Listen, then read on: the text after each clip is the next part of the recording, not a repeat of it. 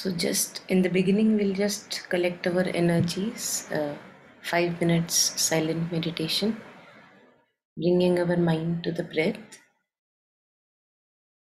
And if it gets lost, we bring it back again to the breath without any judgment, guilt, or shame. And if guilt or shame arises, then even then we bring our mind back to the breath. So this we'll do for 5 minutes, and after that we'll listen to a teaching.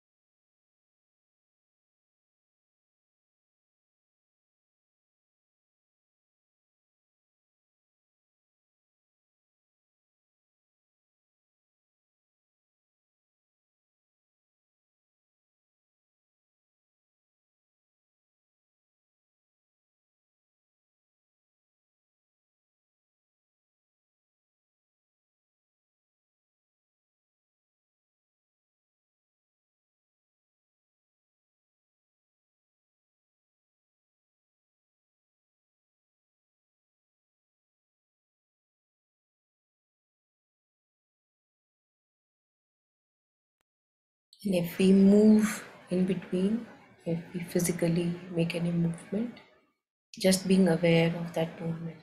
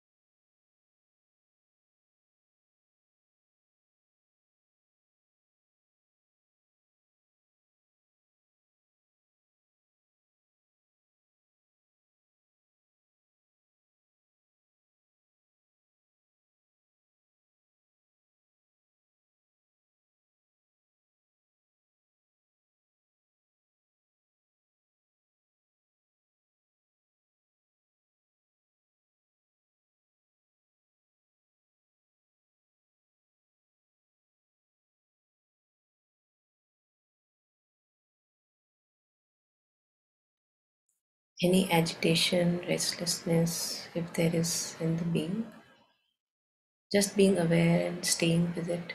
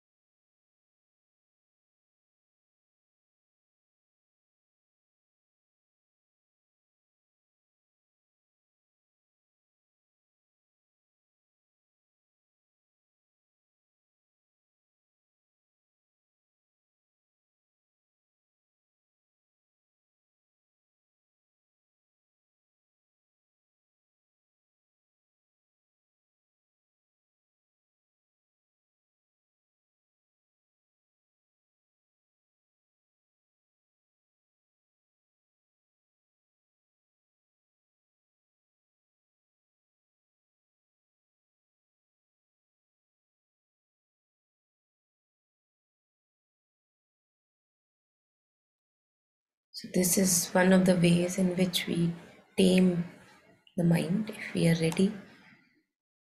That in these 5 minutes, we are not going to do anything but bring the mind to the body, to the breath, so that it learns to listen to the instructions given. So we are going to shortly listen to a very short clip in the beginning, uh, where a young fellow, it's a workshop for young fellows, and she's asking, how do I find my path? She's saying that I want to give myself uh, to some work concretely, but I don't know how to find the path. And the question is being repeated by the helper also.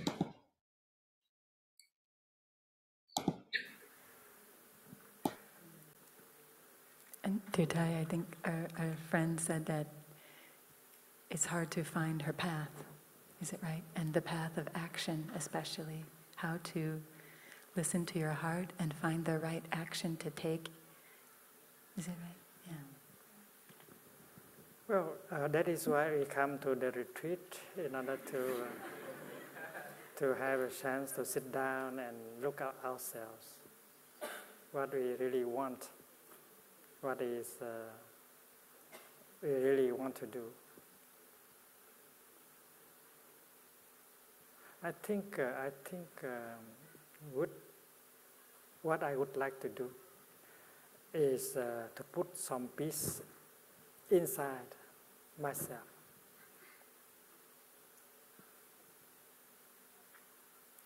To allow the compassion and understanding to be born in my heart. Because I know that if I have some peace, some compassion, some understanding in my heart, I feel much better. And if I feel better, I can help people. So I would not do or say the things not for the sake of the peace inside, the compassion inside, understanding inside. I would spend more time to understand myself, to understand my own suffering and difficulties. I would like to spend more time to see what I really want to do and what is not necessary for me to do, in order to make peace possible, compassion possible in my heart. And that the Sangha, the practitioners can help me. They can observe me and they can tell me. In Plum Village, we sit from time to time in circle and we help each other to understand ourselves, to improve in our practice. And that is why I recommend that you have time for yourself to sort it out, to learn ways to bring a little bit more peace and compassion in your heart. And you ask other friends who are also practitioners to help you to do that. Okay, thank you.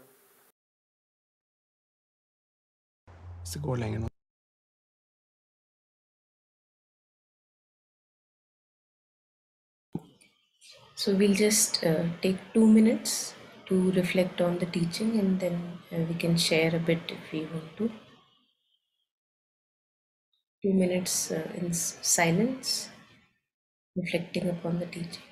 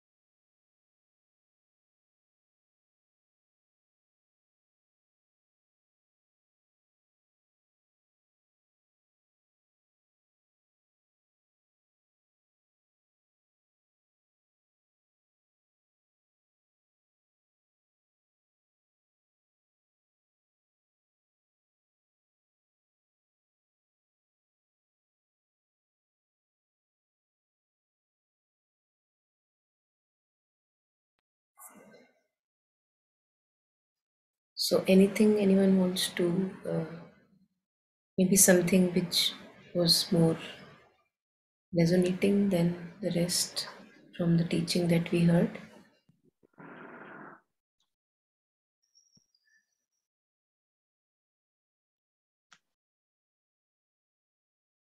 So Sham, we just listened to a teaching, very short one, and we're just going to share anything on that.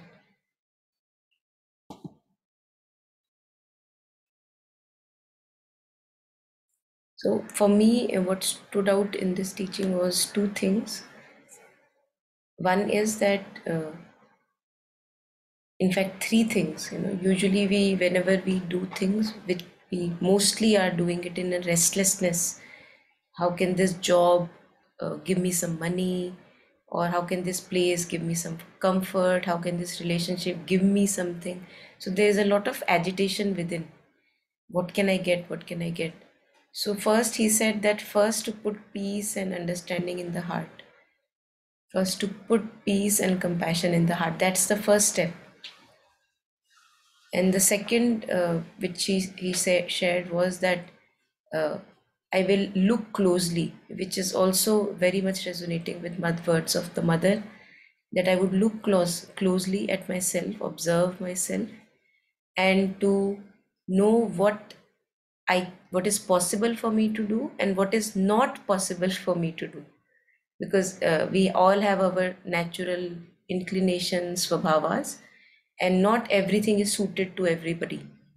So a person may like cooking a lot for hours, but another may repel at cooking. So naturally, it's not coming to me, right?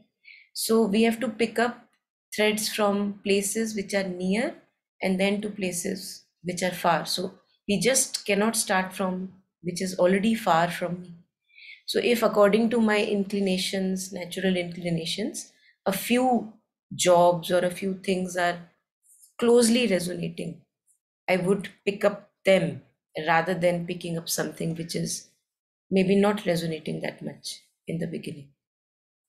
So that's how my even mother also talks about how do I find what is my true calling. When she answers that, she says that uh, whatever work I get on the way, to do it with complete surrender, to do it as an offering, knowing that it's not my true calling, but it will help me to get to the true calling or the true purpose. But what happens with us is that since we are not taking the first step with what he suggested, putting peace and calm and understanding first in ourselves, so whatever I do it with an agitation. And what can I get from here? Like that.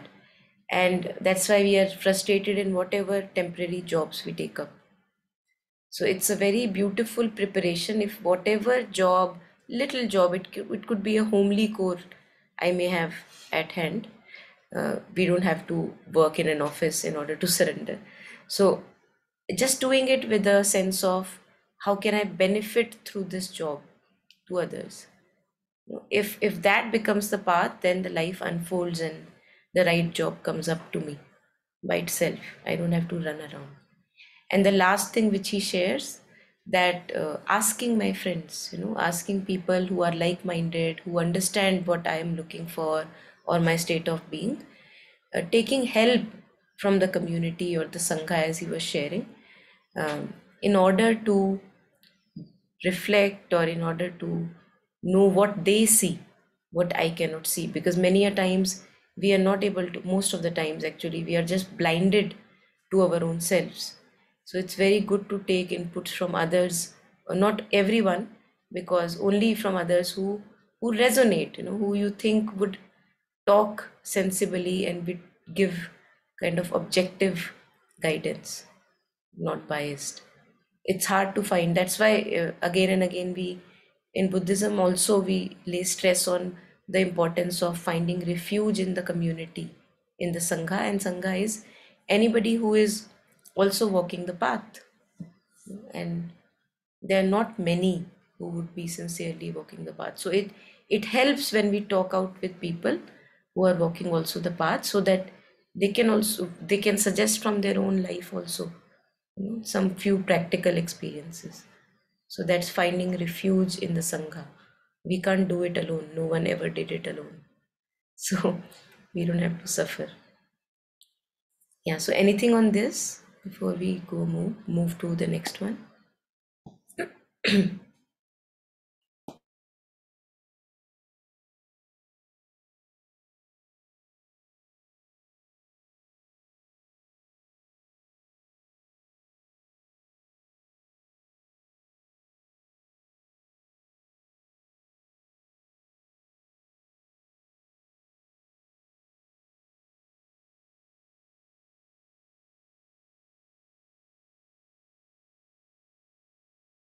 Monica ma'am, you are on. Yeah, sorry. Thank you. So I was sharing that this is a long teaching, but we are not going to listen it fully. First of all, for the time reasons, and also because it's not advisable to just listen to a very long teaching at once. Uh, so we'll just listen to a little part of it where it shares the best way to be alone. Now we all have faced aloneness or loneliness at times, but rarely are we truly alone. So how to be intimate with ourselves, how to enjoy that aloneness and making it fruitful, that's the guidance here.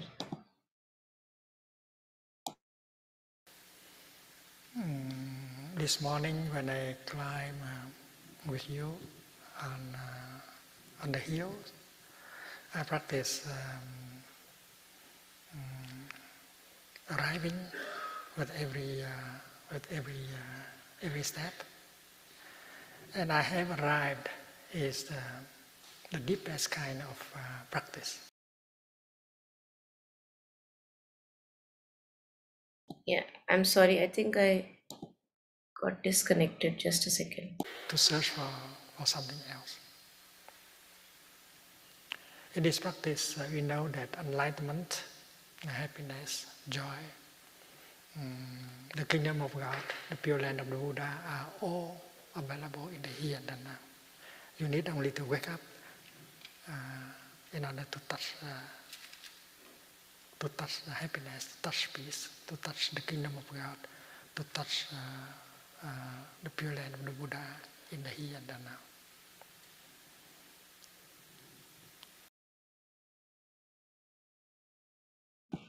This appears very mundane, what he said, uh, when we are lost in our expectations and demands from life. What he just shared in just 1 minute, 1.5 minutes, it appears very trivial. But it appears only trivial so long as we don't practice it. So he said that the kingdom of the heaven or the enlightenment or the pure lands of the Buddha, as they say in Buddhism, they're all available in the here and the now. But we are so lost in the expectations and wants and desires and demands of the restless mind that we don't feel it. So if I'm agitated, if the mind is really searching, looking, and if somebody tells me, but here and the now, everything is available, it would be very hard to believe. Why? Because I'm not practicing it. So it takes a lot of suffering and it takes also a lot of running around before I get convinced that this is the best way for me to be back home, bringing the mind to the body, and whatever actions are to be taken, to take the actions from that space. But if those of us who are not yet convinced, because we can't convince anyone, it's better that they run a little more. It's better that they bang their head on the wall again and again, maybe a little more, so that we are convinced that maybe this is the way, or maybe it's not banging on the walls, but maybe you find something somewhere running around. God knows, things can change. So, for those of us who are convinced that a restless and agitated mind cannot bring me what I'm looking for, only then I get convinced and I'm able to try to tame the mind, which is to bring the mind home to the body, to the breath, which is its home. Having a restful mind, which doesn't want to run to any place. And from that space, we have the opportunity to take any decision that we want to take in our life. So, again, we'll spend the last 5 minutes uh, trying to tame the mind and giving it rest, bringing it just back very simply, nothing complicated. Even those of us who have not read anything, not well versed with scriptures, they can do this. Just bringing the mind to the body sensations, to the breath, and if it gets lost, bringing it back again to the breath. So for 5 minutes, we can switch between bringing the mind to the breath and the body. And if there is anything that is coming up from the teaching, allow yourself to imbibe it also. So for 5 minutes, we'll do this.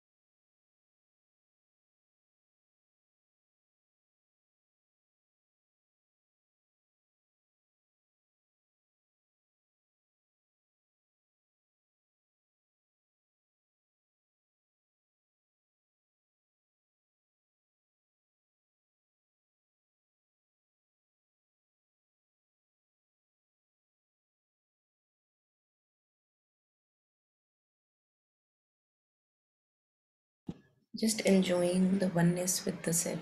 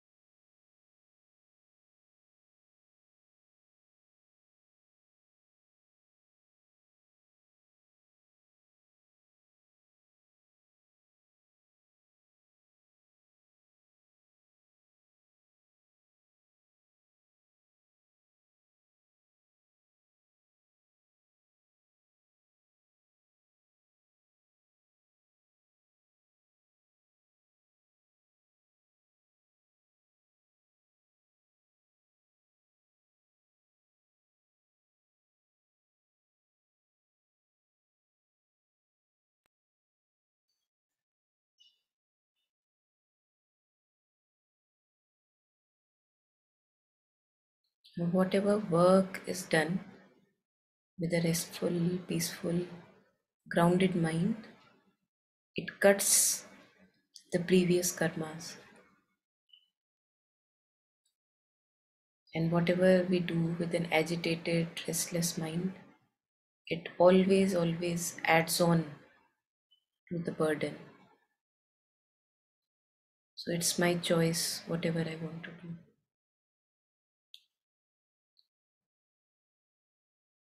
And if I'm ready, may I choose the highest now. In my ignorance, I could not, but if I am ready now, still being ignorant, whatever little light I have the choice. Stop.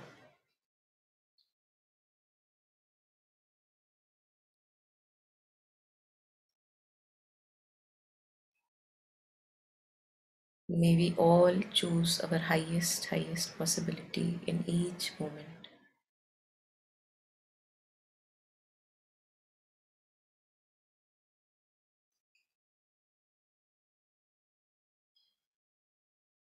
So, anything anyone wants to share? Any last comments?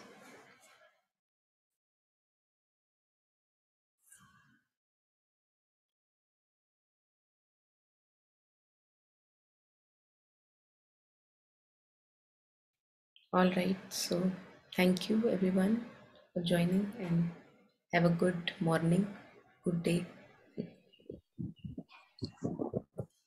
Thank Thank you. you. Thank you. Have a good day. Bye bye.